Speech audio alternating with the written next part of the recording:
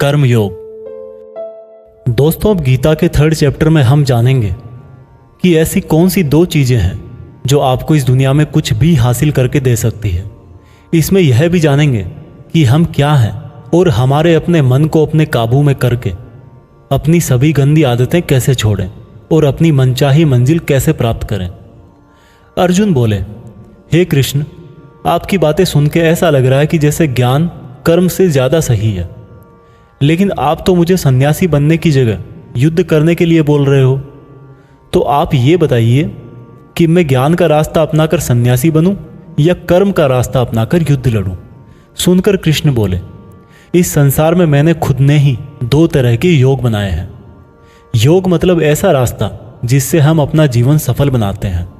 उनमें से एक है ज्ञान योग और दूसरा है कर्म योग। और अर्जुन, तुम एक मनुष्य हो, तुम चाह करके भी अपने शरीर के कर्मों को पूरी तरह से नहीं छोड़ सकते। उदाहरण के लिए, तुम्हें हर पल सांस तो लेना ही पड़ेगा। अगर पेट है तो खाना तो पड़ेगा ही। और अगर तुम इन सब को किसी भी शक्ति से रोकना भी चाहोगे तो क्या निश्चित है कि तुम अपनी इच्छाओं के बारे में नहीं सोचोगे। कहने का मतलब है, तुमसे जाने अनजाने में कर्म तो हो ही जाएगा, क्योंकि तुम मनुष्य हो और तुम तो वैसे क्षत्रिय हो, तो तुम अपने धर्म से भी बंधे हो। इसलिए तुम्हारे लिए सन्यास के रास्ते की जगह कर्म का रास्ता ज़्यादा सही है। मतलब ज्ञान योग या सांख्य योग की जगह कर्म योग ज़्यादा सही है। इसलिए तुम यह सोचकर कि यह काम तुम नहीं कर रहे हो, बल्कि प्रकृति का गुलाम होकर तुम्हारा शरीर कर रहा है, फल की इच्छा किए बिना अपना कर्म योग करो। क्योंकि अगर तुम अपने आप को खुद के कर्म का कर्ता यानी करने वाला नहीं मानोगे तो मैं तुम्हारा कर्ता बनूंगा। और जब मैं तुम्हारा कर्ता बनूंगा तो तुम्हें बिना मांगे ही वो सब सुविधाएं, सुख और राज्य दे दूंगा जिसकी तुम्हें ज़रूरत होगी। बिना मेहनत किए ही सुख सुविधाओं और राज्य का भोग किया तो तुम एक चोर कहलाओगे और तुम कभी परमात्मा यानी कि मुझसे नहीं मिल पाओगे। जिस तरह से महान लोग खाने के लिए नहीं बल्कि जीने के लिए खाते हैं, उसी तरह से तुम भी परिणाम के लिए नहीं बल्कि कल्याण के लिए युद्ध करो। हे अर्जुन, तुम मनुष्यों में सबसे बड़े हो, इसलिए जैसा तुम करोगे ठीक वैसा ही तुम्हारी संतान या आने वाली दुनिया करेगी। अर्जुन, अब तू मुझको ही देख ले, मैं तो भगवान हूं, मुझे भला किसी काम को करने की जरूरत क्या है। पर मैं इसलिए अपना कर्म करता हूं क्योंकि मनुष्य की आत्मा मेरा ही छोटा सा अंश है, और जैसा मैं करूंगा वैसा ही फिर मनुष्य करेगा। और इस तरह से तो पूरी सृष्टि ही नष्ट हो जाएगी। कोई अगर तुम्हारा साथ भी ना दे या तुम्हारी आलोचना भी करे तो तुम उनको बिना कुछ कहे सिर्फ अपना कर्म करते जाओ, और ऐसा करने पर वह मनुष्य भी कुछ समय बाद तुम्हारे जैसा ही करने लग जाएगा। जो व्यक्ति यह सोचता है कि वह कर्म खुद करता है, उससे बड़ा मूर्ख और दुखी इस दुनिया में और कोई नहीं है। और ज्ञानी लोगों के द्वारा ऐसे मूर्खों को कभी नहीं छेड़ा जाना चाहिए। इसलिए अर्जुन, तू भी अपने आप को इस कर्म के बंधन में ना बांधकर बिना किसी आशा के, दया के और पछतावे के अपना युद्ध कर। अर्जुन, खुद का धर्म और कर्म दूसरों के धर्म और कर्म से ज्यादा अच्छा समझा जाना चाहिए। भले ही हमारे खुद के धर्म में और कर्म के पालन करने में कोई कमी रह जाए। अर्जुन ने फिर सवाल किया कि अगर मनुष्य उसी परमात्मा का अंश है तो उससे गलतियां क्यों हो जाती है और वो बुरे काम क्यों करता है।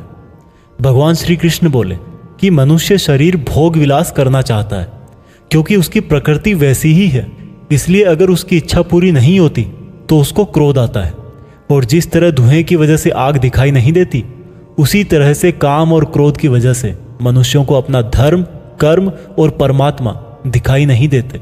और इसी वजह से क्रोध और कामनाओं में आकर मनुष्य अपनी इंद्रियों और मन पर नियंत्रण खो देता है और ना चाहते हुए भी बुरे काम और गलतियां कर बैठता है। अर्जुन, तू हमेशा याद रखना, इस शरीर से ज्यादा शक्तिशाली है इसकी इंद्रियां, इंद्रियों से ज्यादा शक्तिशाली है मन, मन से शक्तिशाली है बुद्धि, और बुद्धि से ज्यादा शक्तिशाली हो तुम यानी कि तुम आत्मा। इसलिए अर्जुन, तू अपनी आत्मा से अपनी बुद्धि को वश में कर। बुद्धि मन को वश में करेगी, मन इंद्रियों को वश में करेगा, और इंद्रियां शरीर को यानी कि तुम्हारे बुरे कर्मों को। दोस्तों, अब श्री कृष्ण की कही गई बातों को हम आज की लाइफ के हिसाब से समझते हैं। देखो, इस दुनिया में रिजल्ट 2 ही चीज़ों से आते हैं, ज्ञान और कर्म, मीन्स नॉलेज और एक्शन। लेकिन दोनों अलग अलग हैं। आज की दुनिया में हम दोनों चीज़ों को आपस में रिलेट करके देखेंगे। हमारे लिए नॉलेज भी उतना ही ज़रूरी है जितना एक्शन। नॉलेज का मतलब यह नहीं है कि आप सिर्फ एग्जाम पास करने के लिए सिलेबस को रटते हो, बल्कि नॉलेज का मतलब यह है कि आप सबसे पहले ये जानो कि आपके गोल्स क्या हैं, आपकी कैपेबिलिटीज़ और आपके इश्यूज़ क्या क्या हैं, और इन सब को मिलाकर गोल्स तक पहुंचने की आपकी प्लानिंग क्या है।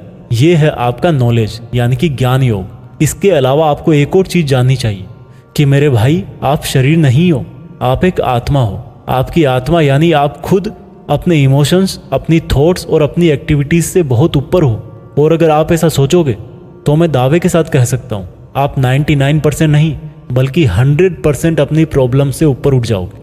इसके बाद इस चैप्टर में दूसरा रास्ता बताया गया है कर्म योग, यानी कि आपके शरीर के एक्शंस के लिए भगवान ने ये बोला है कि हमें कभी यह नहीं सोचना चाहिए कि काम हम कर रहे हैं, और जब हम ये सोचेंगे कि काम नहीं कर रहे तब इसके दो फायदे होंगे। एक तो ये कि आप अपनी मेहनत के रिजल्ट को लेकर टेंशन में नहीं रहोगे, और दूसरा ये कि आप इमोशनली स्टेबल होकर अपनी बेस्ट मेहनत कर पाओगे।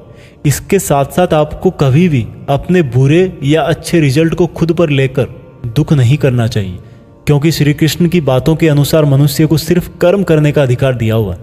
इसके अलावा आप अपनी किसी भी बुरी आदत से कैसे छुटकारा पाएं, इसको बहुत ही आसान शब्दों में बताया गया है कि आप अपने आप को उस परमात्मा का ही छोटा सा रूप यानी कि आत्मा समझो, और आत्मा के ध्यान से अपने ब्रेन को और ब्रेन से अपने मन को काबू में करोगे, और इसके बाद में आपका मन अपने आप आपके सभी फिजिकल सेंसेस यानी कि इंद्रियों को काबू में कर लेगा। और जब आपकी इंद्रियां आपके काबू में हो जाएगी तब बुरी आदत छोड़ना तो क्या कुछ भी मुश्किल नहीं है।